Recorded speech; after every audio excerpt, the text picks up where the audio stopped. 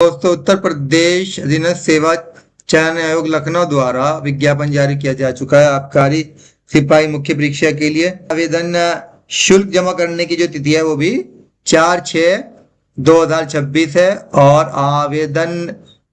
Online आवेदन जो शुल्क सबमिट करने की अंतिम तिथि है वो है 24/6/2026 और शुल्क का समायोजन जो आवेदन में संशोधन करने की तिथि है 1/7/2026। तो ये परीक्षा जो है वो उत्तर प्रदेश अधीनस्थ सेवा चयन बोर्ड लखनऊ के द्वारा निकाली गई है। इसमें कुछ 722 पदों पर चयन हेतु भारतीय नागरिकों से आवेदन पत्र आमंत्रित किए जा रहे हैं। ठीक है, अभी दोस्तों आप लोगों ने पुलिस भर्ती परीक्षा की तैयारी की है तो आबकारी परीक्षा जो है वो मुख्य परीक्षा है। इस परीक्षा हेतु केवल वही अभ्यर्थी ऑनलाइन आवेदन कर सकते हैं जो विज्ञापित पद हेतु वांछित अनिवार्य अर्हता धारित करते हो, यानी कि प्रारंभिक अर्हता परीक्षा 2005 पैट 2025 में जो सम्मिलित हुए हों केवल वही व्यक्ति इसमें आवेदन कर सकते हैं। उन्हें आयोग द्वारा प्रारंभिक अर्हता परीक्षा 2005 का स्कोर कार्ड जो है वो निर्गत किया गया हो। ठीक है, तो उन्होंने क्लियर कर दिया है कि जो 2025 पैट परीक्षा जिन्होंने दी है और जिन्हें स्कोर कार्ड निर्गत किया जा चुका है वही जो है वही अभ्यर्थी जो है इस परीक्षा में जो है वो पार्टिसिपेट कर पाएंगे। तो दोस्तों, जो परीक्षार्थी जो है वो पैट परीक्षा 2025 में जिन्होंने पार्टिसिपेट किया है, देखिए वही लोग इसमें पार्टिसिपेट कर पाएंगे। इसमें निगेटिव मार्किंग भी होगी, इस परीक्षा में निगेटिव मार्किंग की जाएगी। ठीक है, तो ऑनलाइन आवेदन करने वाले अभ्यर्थियों के लिए आवश्यक सूचना जो है इसमें दी गई है। जैसे कि आप देख रहे हैं कि आयोग की वेबसाइट यूपीएसएससी के होम पेज पर लाइव एडवर्टीजमेंट में आपको जाना है। अभ्यर्थी से अपेक्षा की जाती है सावधानी पूर्वक पढ़ लें। इसकी डेट जो है वो 24/6/2026 तक है। ठीक है, 24/6/2026 तक आवश्यक अनिवार्य अर्हता शैक्षिक व अन्य अर्हता जो है वो आपको प्राप्त करनी होगी। 2.3 आरक्षण जो है वो आयु सीमा में जो लाभ चाहते हैं व्यक्ति उनको आरक्षण का लाभ दिया जाएगा, लेकिन प्रमाण पत्र उनके पास होने चाहिए ईडब्ल्यूएस वगैरह में भी। तो आवेदन की प्रक्रिया देख लेते हैं। प्रारंभिक अर्हता परीक्षा के रजिस्ट्रेशन नंबर के साथ अभ्यर्थी का प्रमाणीकरण यानी कि लॉगिन होगा। अभ्यर्थी को प्रारंभिक अर्हता परीक्षा यानी पैट 2025 के रजिस्ट्रेशन नंबर के सापेक्ष जो है वो पंजीकृत मोबाइल नंबर पर प्रेषित किए गए ओटीपी के माध्यम से लॉगिन करना होगा। यानी जो आपका नंबर जो है वो पैट परीक्षा में है, पैट परीक्षा का जो रजिस्ट्रेशन नंबर है जो आपने मोबाइल नंबर पैट परीक्षा में लगाया हुआ था उसी पर जो है वो आपको ओटीपी प्राप्त करना होगा। उसी के माध्यम से आप जो है वो लॉगिन कर पाएंगे। ठीक है, लॉगिन करने के उपरांत जो है अभ्यर्थी को पैट परीक्षा में दर्ज की गई अपनी व्यक्तिगत सूचनाएं जैसे नाम, पिता का नाम, उत्तर प्रदेश का निवासी होने संबंधी विवरण, ईडब्ल्यूएस, आरक्षण, जन्म तिथि, लिंग, ये सब चीजें आपको जो आपने पैट परीक्षा में भरा हुआ है दोस्तों वही सारा जो है वो आपको इसमें डालना होगा। ठीक है, सेकंड में देख लेते हैं। इस भाग में अभ्यर्थी को विज्ञापन में प्रकाशित अनिवार्य शैक्षिक से संबंधित विवरण भरना होगा। भाग सेकंड जो है उसमें आपको क्या फिल करना होगा कि जो विज्ञापन में प्रकाशित अनिवार्य अर्हता है यानी एजुकेशनल शैक्षिक से संबंधित विवरण आपको उसमें भरना है और अभ्यर्थी द्वारा शैक्षिक योग्यता धारित करने के संबंध में यस या नो का विकल्प आपको चुनना होगा। ठीक है, उसके पश्चात बोर्ड संस्था विश्वविद्यालय का नाम, परीक्षा उत्तीर्ण करने का वर्ष, प्रमाण पत्र संख्या, अनुक्रमांक, अर्हता संबंधी प्रमाण पत्र जारी करने की तिथि व प्राप्तांक संबंधी विवरण अंकित किया जाएगा। यानी जो भी आपकी मार्कशीट में बोर्ड संस्था का नाम, परीक्षा उत्तीर्ण करने का वर्ष, ये सब चीजें आपको पार्ट सेकंड में फिल करनी होगी। फिर अभ्यर्थी को उपयुक्त सूचना भरने के पश्चात रजिस्ट्रेशन पेज पर नीचे की ओर एंटर वेरिफिकेशन कोड दिखाए गए वेरिफिकेशन, फिर उसके बाद आपको वेरिफिकेशन कोड डालकर उसे सबमिट करना होगा। ठीक है, और सबमिट बटन पर क्लिक करने बजाय अभ्यर्थी का आवेदन पत्र प्रदर्शित होगा। यानी आपने जो कुछ फिल किया होगा वो आपको एक बार दिखाया जाएगा जिसमें 11 अंकों की पंजीकरण संख्या सहित और अन्य विवरण अंकित होगा। यानी जो भी आप एंट्रीज उसके अंदर फिल करेंगे दोस्तों वो सारी एंट्रीज जो आपको दिखाई जाएंगी। ठीक है, जब आप सबमिट करेंगे इसको, और इसकी एक जो है कॉपी आप अपने पास रख लें जिसे आवश्यकता पड़ने पर प्रस्तुत करना होगा। इसके बाद फोटो तथा हस्ताक्षर, इस भाग में जो है वो अभ्यर्थी द्वारा जो पैट 2025 में अपलोड की गई फोटो तथा हस्ताक्षर स्वतः प्रदर्शित होंगे। यानी आपके जो 2025 में जो आपने पैट परीक्षा दी है उसमें जो फोटो और आपके सिग्नेचर हैं वो इसमें आपको दिखाए, खुद ही दिखाए जाएंगे, दोबारा डालने की जरूरत नहीं है। अभ्यर्थी द्वारा इसमें कोई संशोधन परिवर्तन नहीं किया जा सकेगा, कोई इसमें आप परिवर्तन नहीं कर पाएंगे। अभ्यर्थी फोटो तथा हस्ताक्षर व्यू करने के उपरांत कंटिन्यू बटन पर क्लिक कर दें। अब आपको देखना होगा कि फोटो मेरा है, मेरे हस्ताक्षर है, जब आप उसे व्यू यानी देख लेंगे उसके बाद आप कंटिन्यू बटन पर क्लिक करेंगे और अगले पेज पर चले जाएंगे। अब 2.8 देख लेते हैं अन्य विवरण में। इस भाग में अभ्यर्थी को चयनित किए गए पदों के संबंध में वरीयता अंकित करनी होगी। ठीक है, इसमें वरीयता आपको दी है कि किसमें आपको प्रेफरेंस देना है। ठीक है, चलिए अगले घोषणा, इसमें आपको जो है वो घोषणा पत्र जो है वो दिखाया जाएगा। ठीक है, घोषणा पत्र का आपको दिया है, सावधानी पूर्वक अध्ययन करना होगा और सहमत होने पर आपको सेव एंड सबमिट बटन पर क्लिक करना होगा। यानी घोषणा को पढ़कर आपको सेव एंड सबमिट बटन पर क्लिक करना है। ठीक है, फीस का भुगतान, फिर आपको फीस कैसे सबमिट करनी है, क्रेडिट कार्ड के माध्यम से, डेबिट कार्ड या इंटरनेट या यूपीआई के माध्यम से, ई चालान के माध्यम से, ये सारे माध्यम है जिनसे आप अपनी फीस सबमिट कर सकते हैं। ठीक है, केवल यही माध्यम है, अन्य से अनुमति नहीं है। फिर सेकंड में देख लेते हैं दोस्तों, कभी कभी ऐसा हो जाएगा कि आपने शुल्क का सफलतापूर्वक भुगतान हो गया आपका, लेकिन भुगतान होने के पश्चात भी आवेदन पत्र प्रदर्शित नहीं हो रहा है, आपको शो नहीं हो रहा है आपके एप्लीकेशन फॉर्म। तो इसका मतलब यह है कि अभ्यर्थी के आवेदन के सापेक्ष निर्धारित परीक्षा शुल्क का समायोजन नहीं हो सका है। यानी फी आपने सबमिट कर दिया लेकिन वो एडजस्ट नहीं हो पाई, अभी जो थोड़ा डिले चल रहा है इसके अंदर। ठीक है, अब वो सिस्टम की वजह से चल रहा है, किसकी वजह से चल रहा है, तो उस कंडीशन में आपको क्या करना है, अभ्यर्थी संबंधित विज्ञापन के सापेक्ष प्राप्त रजिस्ट्रेशन नंबर, यानी जो आपको जब आप इसमें अप्लाई कर रहे हैं जो आपको रजिस्ट्रेशन नंबर दिया गया है, जो आपके मोबाइल नंबर पर भी आएगा, उसको लेना है और आयोग की वेबसाइट के होम पेज पर जाना है और एप्लीकेशन सेगमेंट वहां पर एक दिया हुआ होगा, एप्लीकेशन सेगमेंट खोलेंगे और वहां पर जो एक विकल्प दिया होगा उसके अंदर update your transaction ID bye double verification, तो यहाँ पर इस ऑप्शन पर जाना होगा आपको और लॉगिन करेंगे और वेरीफाइड ट्रांजैक्शन आईडी बटन को क्लिक कर देंगे। ठीक है, और इसके पश्चात जो है वो आपका शुल्क जो है वो यानी जो आपने फीस दी है वो समायोजित हो जाएगी और आवेदन पत्र को आप डाउनलोड कर लेंगे। ठीक है दोस्तों, थर्ड, शुल्क का भुगतान असफल होने पर आवेदन के स्थान पर पेमेंट एक्नॉलेजमेंट रिसीट यानी पीआर प्रदर्शित होगी। यानी अगर आपका शुल्क नहीं लग पाया किसी कारण से तो फिर आपको पेमेंट एक्नॉलेजमेंट रिसीट प्राप्त होगी। उस स्थिति में होम पेज पर एप्लीकेशन सेगमेंट के अंतर्गत दिए गए विकल्प update your transaction ID bye double click पर जाकर संबंधित विज्ञापन के सापेक्ष रजिस्ट्रेशन नंबर पूरा करते हुए लॉगिन करेंगे, वेरीफाइड ट्रांजैक्शन आईडी बटन को क्लिक करेंगे। यानी तब भी आपको अपडेट योर ट्रांजैक्शन आईडी इस पर जाना है एप्लीकेशन सेगमेंट के अंदर और वहां पर जाकर रजिस्ट्रेशन नंबर का यूज करते हुए लॉगिन करना है और वेरिफिकेशन ट्रांजैक्शन आईडी बटन को क्लिक करेंगे। उसके पश्चात जो है वो होम पेज पर एप्लीकेशन सेगमेंट के अंतर्गत एप्लीकेशन फी डिपॉजिट विकल्प पर जाकर निर्धारित शुल्क का भुगतान करेंगे। यानी अगर ये आपका फेल हो जाता है तो फिर आपको दोबारा से एप्लीकेशन सेगमेंट के अंदर जो है ना वो एप्लीकेशन फी डिपॉजिट का विकल्प है, वहां पर जाकर दोबारा से फीस का भुगतान करना होगा। और देख लीजिए दोस्तों ये बहुत इंपॉर्टेंट है, फोर्थ में दिया है, यदि किसी तकनीकी समस्या व अन्य किसी कारण से कोई टेक्निकल प्रॉब्लम आ रही है और आप अपनी फीस का भुगतान जो है वो नहीं कर पा रहे हैं तो शुल्क जमा करने की जो लास्ट डेट है तो तब तक आप आयोग की वेबसाइट के जो होम पेज पर है उसमें एप्लीकेशन सेगमेंट पर जाकर जाएंगे आप और अपडेट योर ट्रांजैक्शन आईडी पर बाय डबल वेरिफिकेशन पर जाकर संबंधित विज्ञापन के सापेक्ष रजिस्ट्रेशन नंबर का यूज करते हुए आपको वेरीफाइड ट्रांजैक्शन आईडी बटन पर क्लिक करना होगा।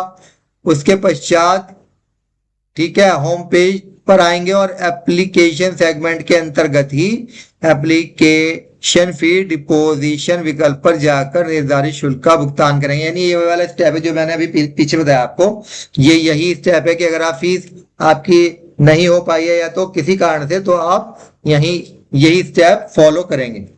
ठीक है, 5 में ई चालान दिया गया है, ई चालान के माध्यम से करेंगे। 6 में दिया गया है अंतिम तिथि तक आपको करना ही होगा। ठीक है, 7 में आपको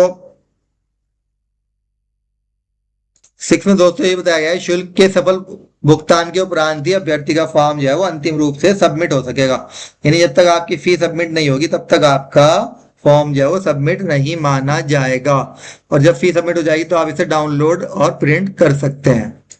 एक चीज और, इसमें जो आवेदन शुल्क है वो अनारक्षित हो, अन्य पिछड़ा वर्ग, अनुसूचित जाति, जनजाति सभी से केवल 25 रुपए का शुल्क लिया जाएगा, और ये जो शुल्क जो है वो ऑनलाइन प्रक्रिया शुल्क है। ठीक है, तो 25 रुपए का शुल्क आपको इसमें देना है। और इन्होंने कहा है कि मुख्य परीक्षा हेतु परीक्षा का भुगतान केवल मुख्य परीक्षा हेतु शॉर्टलिस्ट किए गए अभ्यर्थियों से अलग से लिया जाएगा। यानी सबसे मुख्य परीक्षा का शुल्क नहीं लिया जाएगा, जो मुख्य परीक्षा में जो शॉर्टलिस्ट होकर बच्चे आएंगे केवल उन्हीं से शुल्क लिया जाएगा। आवेदन पत्र में संशोधन, अगर आपसे आवेदन पत्र में गलती हो गई है, अंतिम रूप से सबमिट कर दिया आपने, तो फिर आपको आवेदन पत्र में संशोधन हेतु जो है फिर एप्लीकेंट सेगमेंट में एप्लीकेंट्स डैशबोर्ड पर जाकर प्रारंभिक आहिरता परीक्षा पैट के रजिस्ट्रेशन नंबर के माध्यम से लॉगिन करना होगा। यानी एप्लीकेशन सेगमेंट में जाएंगे, एप्लीकेंट डैशबोर्ड पर जाएंगे और पैट का जो आपका रजिस्ट्रेशन नंबर है वहां वो डालेंगे और लॉगिन करेंगे। लॉगिन करने के पश्चात जो है वो विज्ञापन के सामने प्रदर्शित मॉडिफाई एप्लीकेशन बटन पर जाकर वेरिफिकेशन कोड दर्ज करना होगा। ठीक है, और उसके पश्चात जो है आपको एक ईमेल पर या आपका जो रजिस्टर्ड मोबाइल नंबर ओटीपी प्राप्त होगा। इस ओटीपी को सबमिट करने पर अभ्यर्थी का भरा हुआ फॉर्म जो आपको दिखाई देगा। ठीक है, और उसमें आप जो कुछ भी करना है सब संशोधन वो कर पाएंगे। एक चीज और देख लीजिए दोस्तों, अभ्यर्थी द्वारा आवेदन पत्र में निम्नलिखित विवरणों का ही संशोधन किया जा सकेगा। पत्राचार का पता ये आप संशोधित कर सकते हैं। अन्य विवरण जैसे ईडब्ल्यूएस और जो आरक्षण का है की श्रेणी है इन्हें आप मॉडिफाई कर सकते हैं। आवेदन में अनिवार्य अधिमानी अर्हता ये आप मॉडिफाई कर सकते हैं, या वैवाहिक स्थिति, ये सब चीजें आप मॉडिफाई कर पाएंगे, और चीजें आप मॉडिफाई इसमें नहीं कर पाएंगे। एक चीज और के आवेदन पत्र में जो संशोधन कर पाएंगे आप, वो उसकी तिथि 1 जुलाई 2026 तक ही है। उसके पश्चात जो है वो कोई भी आवेदन पत्र में त्रुटि सुधार संशोधन हेतु कुछ नहीं आप कर पाएंगे। अब एक बार हम पदों का विवरण भी देख लेते हैं दोस्तों। विभाग का नाम है कार्यालय आबकारी आयुक्त उत्तर प्रदेश। इसमें पद नाम है आबकारी सिपाही। ये वेतनमान दिया गया है अनारक्षित इसमें 246 है, अनुसूचित जाति 128, अनुसूचित जनजाति के 12 हैं, अन्य पिछड़ा वर्ग 165, और ईडब्ल्यूएस जो है वो आर्थिक रूप से कमजोर 61। तो कुल पद जो है वो 612 हैं, और ये स्थायी व अस्थायी दोनों प्रकार के हैं। अब दूसरे में कार्यालय आबकारी आयुक्त उत्तर प्रदेश आबकारी सिपाही विशेष चयन में अनारक्षित नहीं है, केवल अनुसूचित जाति और अनुसूचित जनजाति के।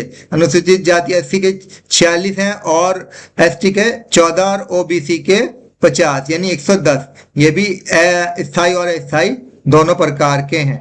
ठीक है, इसके पश्चात क्षैतिज आरक्षण किन्हें मिलेगा? यहाँ पर 12 स्वतंत्रता संग्राम सेनानी के आश्रित जो है वो 12 इनके लिए वो हैं, इनको क्षैतिज आरक्षण का लाभ मिलेगा।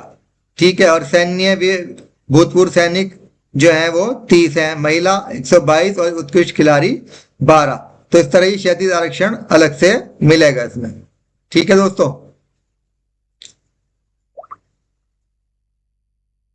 ये क्षैतिज आरक्षण की एक और सूची दी गई, इसमें भी स्वतंत्रता संग्राम सेनानी 2 हैं और ये 5 हैं। इस तरह 22 महिलाएं, उत्कृष्ट खिलाड़ी 2 हैं। तो इस तरह इन लोगों को क्षैतिज आरक्षण इसमें से प्रदान किया जाएगा। देखिए आहर्ता की बात कर लेते हैं। अनिवार्य आहर्ता जो है वो आबकारी सिपाही के पद के लिए जो है वो उत्तर प्रदेश की इंटरमीडिएट या सरकार द्वारा इसके समकक्ष को अन्य परीक्षा उत्तीर्ण की हो। अधिमानी आहर्ता में जो है वो उत्तर प्रदेश आबकारी सिपाही ड्राइवर और ताड़ी पर्यवेक्षक जो है वो अन्य बातें समान होने पर सीधी भर्ती के मामले में ऐसे अभ्यर्थियों को अधिमान दिया जाएगा। प्रादेशिक सेना में 2 वर्ष की अवधि तक सेवा की हो, राष्ट्रीय कैडेट कोर का बी प्रमाण पत्र प्राप्त किया हो।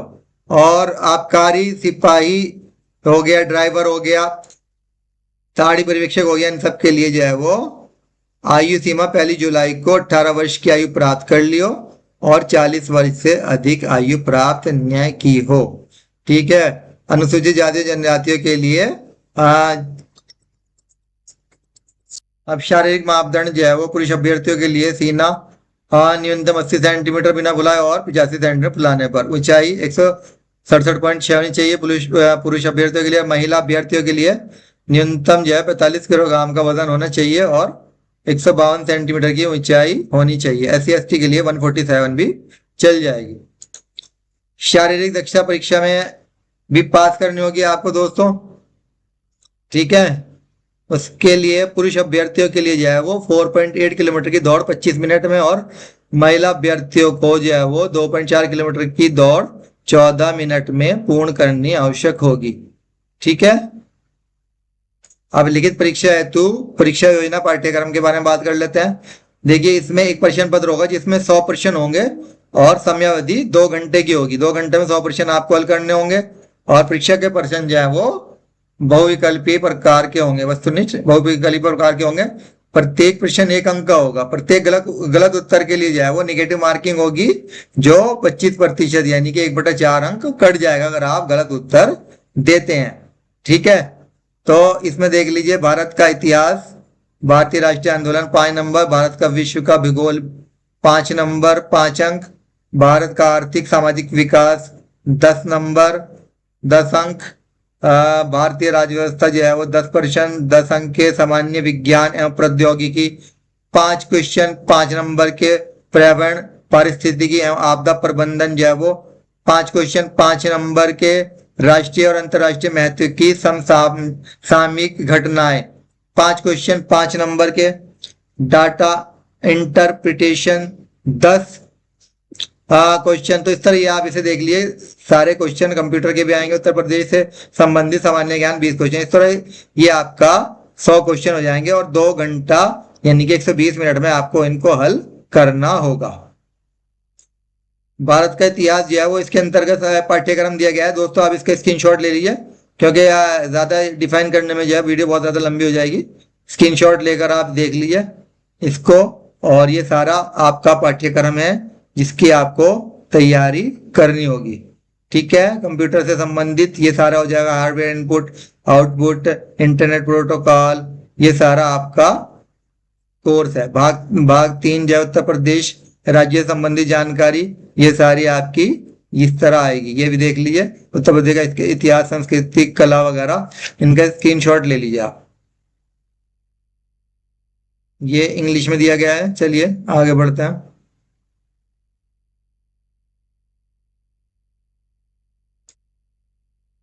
एक चीज और इसमें बची है लास्ट में, लिखित परीक्षा के संबंध में विशेष नोट।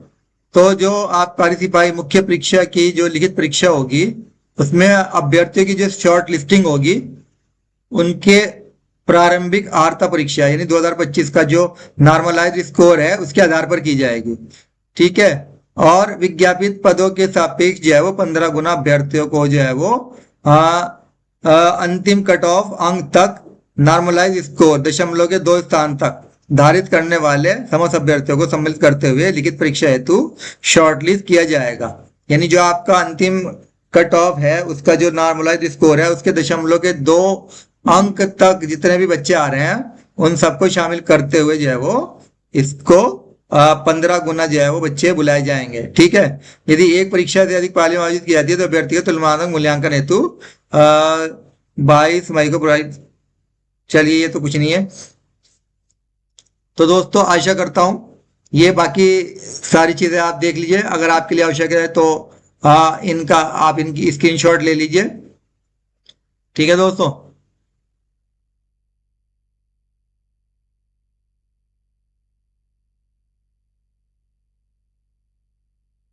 तो दोस्तों आशा करता हूं कि मेरी ये वीडियो आपको इन्फॉर्मेटिव लगी होगी। तो आप सभी लोग जो है इस फॉर्म को फिल कीजिए और इसकी तैयारी कीजिए। और इसकी तैयारी के संबंध में हम विशेष तौर से आपकी सहायता भी करेंगे।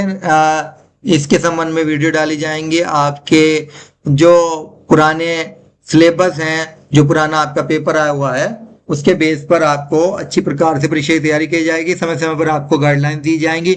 जुड़े रहिए हमारे चैनल सक्सेस पॉइंट से। ठीक है दोस्तों, और यदि ये वीडियो आपको अच्छी लगी हो तो इसे लाइक करें, शेयर करें और बटन को प्रेस करना बिल्कुल ना भूलें, ताकि और जो मेरी वीडियो इस तरह की आ रही हैं वो भी आप तक पहुंचे समय से और आप जो उनका लाभ उठा पाएं। Thank you friends.